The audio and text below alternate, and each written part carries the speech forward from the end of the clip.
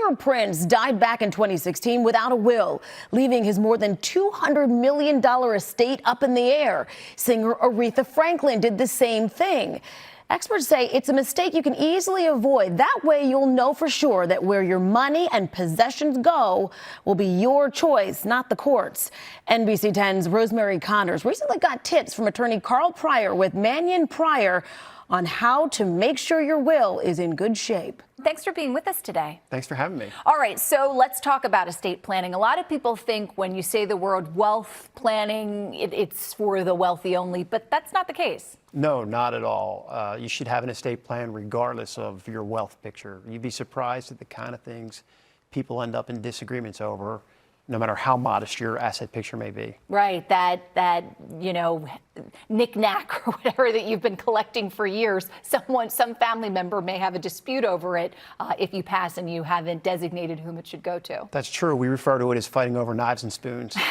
Literally, yeah. I'm sure. All right, so for people who don't have a will, tell us a little bit more about why that is so important. What happens if you die and you don't have a will? Well, if you die without a will, anything that you might have wanted to happen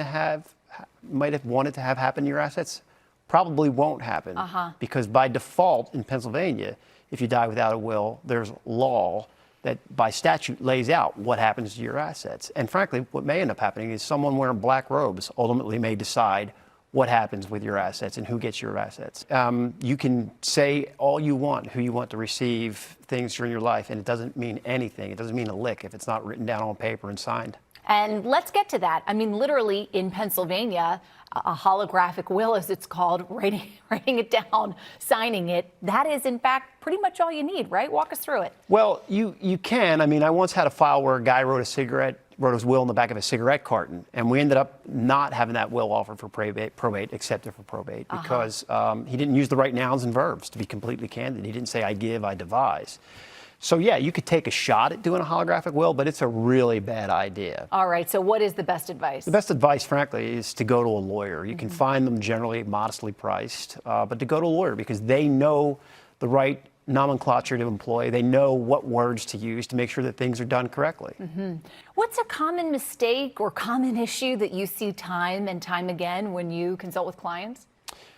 The single largest issue I think we probably see is when family circumstances have changed between when someone first wrote their will and when they pass. So let's say, for example, you remarry, or let's say you adopt children. Those kinds of changing family circumstances can make your will effectively outdated, and that can also give rise to some pretty significant legal complications. What about if your assets change? You know, let's say you've written your will 10 years before your death and your assets have changed significantly. Then what? Yeah, that raises an interesting question and a fancy legal word called redemption. And basically the concept is that if your asset picture changes, for example, you had a red Corvette that you wanted to leave to your daughter, you no longer have that red Corvette.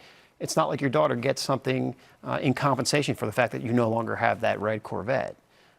So you have to, if you really wanted to compensate, if you really wanted to provide something specific for her, you have to revisit your estate plan. Right. So the daughter can't say, well, it says in the will I get a red Corvette, even if the estate still has enough money to, let's say, for example, purchase a red Corvette.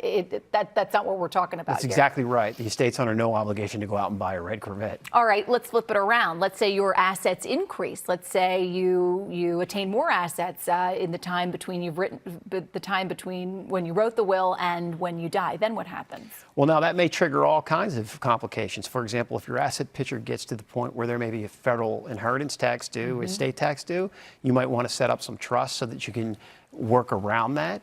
You might want to, it has implications on the lifetime gifts that you can make to your kids and eating up certain exemptions that they get under federal law for gifting. So it's always important, if your asset picture dramatically improves, to revisit your estate plan, if for no other purpose, to conserve on taxes. Karl with Mannion, the law firm. Thanks. Thank you so much. Really appreciate your advice, your tips, and insight into this. Thanks for having me. Prince's estate is still unsettled 3 years later, and reports are that more than $10 million have gone into legal fees. Now, earlier this year, Aretha Franklin's sons say they found several handwritten wills. Now they're battling the will's legitimacy in court.